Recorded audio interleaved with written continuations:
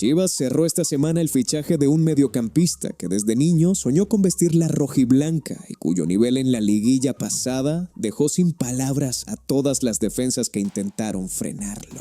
Los detalles del contrato que firmó con el Guadalajara dicen todo sobre la ambición con la que la directiva está armando el Apertura. Y en este video les contamos todo.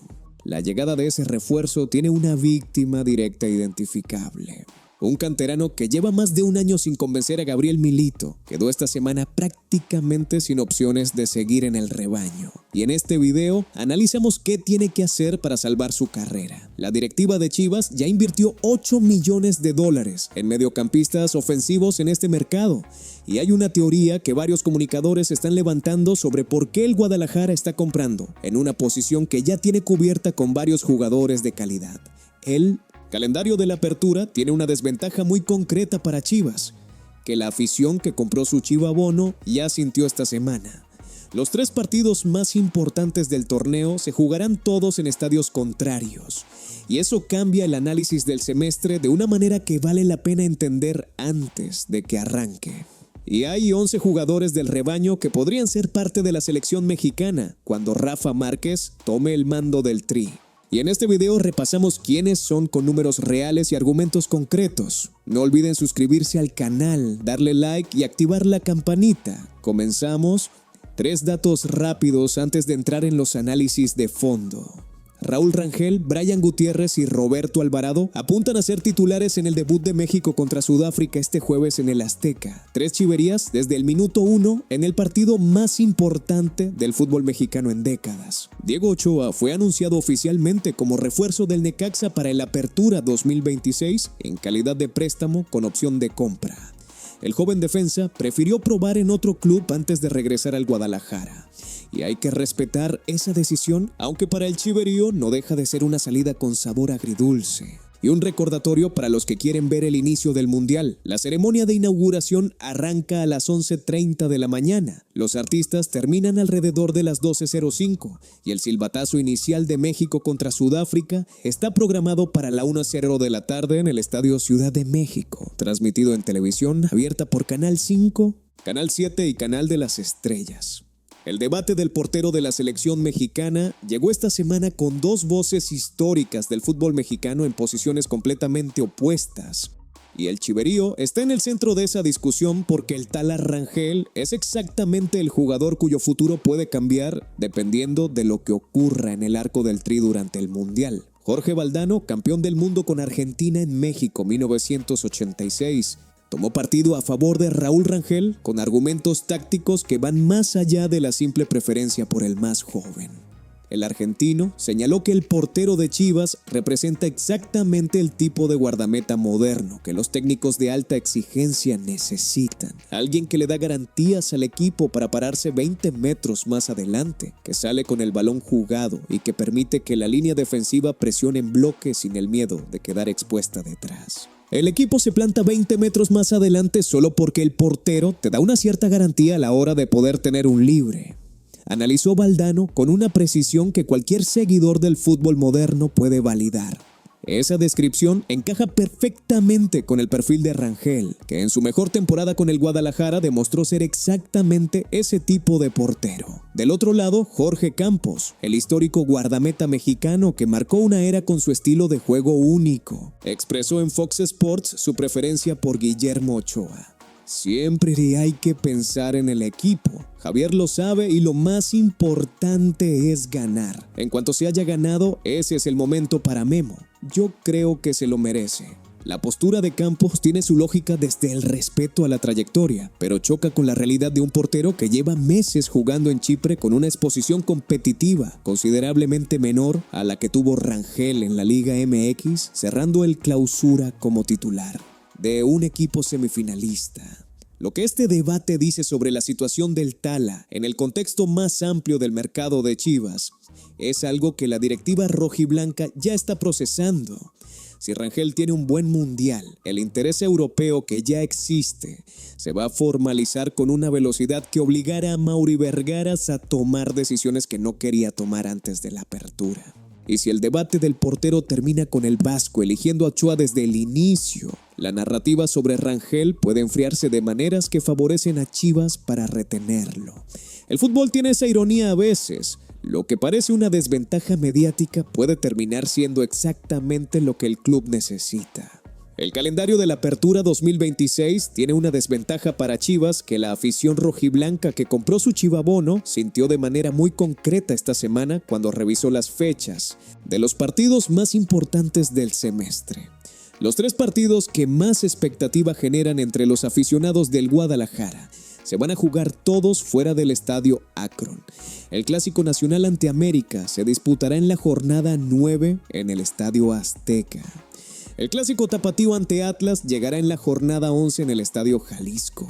Y el reencuentro con Matías Almeida, el técnico que construyó los últimos equipos campeones del Guadalajara y que ahora llega al frente de los Rayados, será en la jornada 14 en el BBVA de Monterrey. 3 partidos cargados de historia, de rivalidad y de emoción, los 3 de visita, los 3 en estadios donde Chivas va a llegar sin el beneficio de su afición en las gradas del Akron. Eso tiene una implicación directa para los aficionados que compraron el chivabono esperando ver esos partidos en casa, y tiene también una implicación táctica que Milito va a tener que gestionar con inteligencia. Un equipo que disputa 3 de sus partidos más exigentes emocionalmente como visitante tiene que llegar a cada uno de ellos en las mejores condiciones de confianza posibles, porque la presión de jugar de visita en un clásico o en un partido con carga histórica no tiene el mismo peso cuando el equipo viene de una racha positiva que cuando llega con dudas del partido anterior.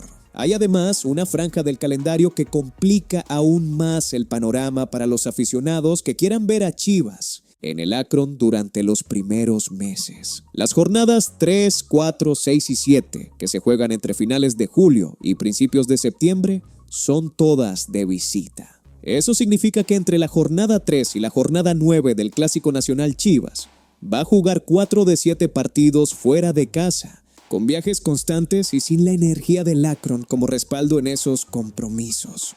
Lo que el análisis más honesto de este calendario revela cuando se ve completo es que Chivas no puede darse el lujo de arrancar el torneo con dudas.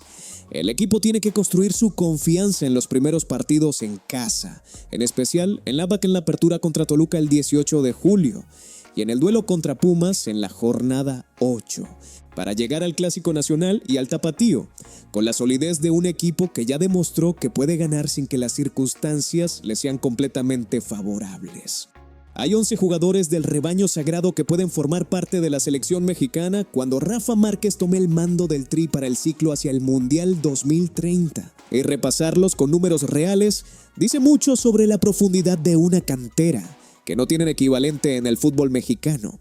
Sebastián Liceaga tiene 19 años y jugó 21 partidos con el Tapatío, manteniendo 4 vallas invictas en 1890 minutos. Su participación en el Mundial Sub-20 de Chile 2025 confirmó que tiene el perfil de portero moderno que Rafa Márquez va a necesitar cuando Rangel llegue al final de su ciclo con el Tri. Diego Campillo es el caso más injusto del Clausura 2026, menos acentos moriote. Términos de reconocimiento. Jugó 34 partidos, marcó un gol y dio 2 asistencias en 2.613 minutos. Su versatilidad para operar como central, líbero, lateral derecho y contención lo hace exactamente el tipo de jugador que los técnicos de alta exigencia buscan cuando necesitan resolver problemas tácticos sin cambiar el sistema. Richard Ledesma se quedó sin mundial por decisión de Aguirre que muchos cuestionaron. Sus números en la temporada hablan por sí solos. 35 partidos, un gol, 8 asistencias, 2.272 minutos. Un jugador que puede operar por todo el carril derecho y que tiene la proyección ofensiva que el ciclo de Márquez va a necesitar en las bandas. Brian González jugó 40 partidos, marcó 6 goles y dio 5 asistencias en 348 minutos. Esos son números de titular indiscutible de un equipo grande. Con Jesús Gallardo en la recta final de su ciclo internacional, el lateral izquierdo del Guadalajara tiene argumentos más que suficientes para ser el sucesor natural en el Tri. Efraín Álvarez tiene 23 años y viene de una temporada de 40 partidos con 3 goles y 7 asistencias. La competencia que Aguirre le generó con otros perfiles en el mediocampo no borró el hecho de que su calidad técnica y su visión de juego lo colocan entre los mejores mediocampistas ofensivos del fútbol mexicano. El ciclo de Márquez puede ser el contexto donde Álvarez finalmente se consolida como un pilar real del Tri. Luis Rey regresa de Puebla con 26 partidos y 1,650 minutos de experiencia en una posición diferente a la que se formó, lo que lo convierte en exactamente el tipo de jugador versátil que los equipos que quieren ganar necesitan en los momentos donde la flexibilidad táctica hace la diferencia. Kevin Castañeda viene con 17 goles en 53 partidos con Tijuana en año y medio. Números que hablan de un goleador consistente que Milito va a poder usar de múltiples maneras. Santiago Sandoval fue el jugador más protegido de Milito en su primer año, con 6 goles en 34 partidos, incluyendo un doblete ante Tigres en la liguilla. Hugo Camberos tiene la gambeta indescifrable que no se puede enseñar en ningún entrenamiento. Y Gael García Ortega, a los 18 años, es el proyecto más interesante de la cantera para el plazo más largo. El chiverío tiene razón de mirar hacia el 2030 con esperanza, porque el material humano que Chivas está produciendo en sus fuerzas básicas tiene una calidad que el fútbol mexicano raramente ve concentrada en un mismo club al mismo tiempo. Eso no garantiza nada, pero es la mejor base desde la que cualquier proyecto puede construir. Si llegaron hasta aquí, es porque el rebaño sagrado les corre por las venas. Denle like ahorita y seguimos con lo más importante del video. Chivas ya tiene $8 millones invertidos en 2 mediocampistas ofensivos en este mercado.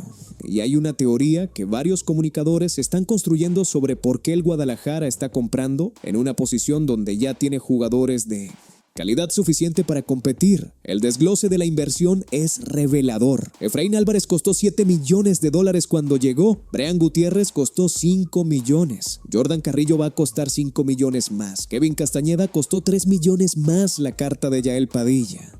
Roberto Alvarado llegó en el acuerdo por Uriel Antuna. Santiago Sandoval y Richard Ledesma llegaron gratis. Si se suman solo los últimos 2 fichajes de mediocampistas, el Guadalajara ya comprometió $8 millones en posiciones que, según cualquier análisis racional, ya estaban cubiertas con jugadores de primer nivel.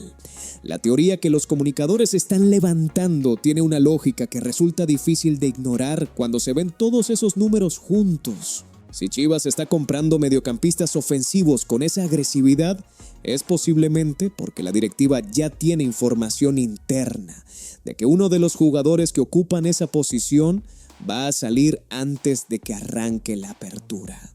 Y el nombre que más circula en esa conversación es Brian Gutiérrez, cuyo valor de mercado después de un mundial con titularidad puede dispararse a cifras que el Guadalajara no estaría en condiciones de rechazar si una oferta europea concreta llegara a Verde Valle. Esa lógica explica de manera muy coherente por qué la directiva de Amaury Vergara dice públicamente que quiere retener a todos sus mundialistas al menos un semestre más, pero al mismo tiempo está comprando refuerzos en exactamente la posición donde esos mundialistas juegan. No es contradicción, es planificación preventiva. El mercado se mueve con una velocidad que no permite esperar a que la baja ocurra para empezar a buscar el reemplazo. Si Chivas aspira a pelear la estrella 13 en el apertura, necesita tener alternativas listas en cada posición crítica antes de que el mercado cierre, no después. Eric Gutiérrez tiene 0 minutos con Gabriel Milito en el Clausura 2026. No es un número impreciso ni una exageración periodística.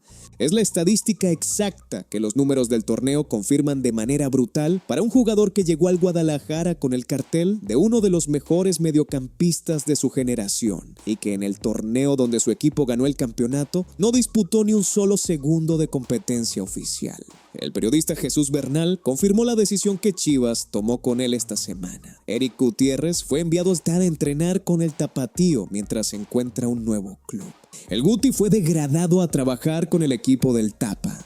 Fue e hizo pruebas físicas y médicas con el equipo de Tapatío. Es la decisión que se ha tomado en lo que encuentra equipo porque no hay espacio para él en la primera división del rebaño. La palabra degradado es la que más impacta porque no deja espacio para la interpretación suave.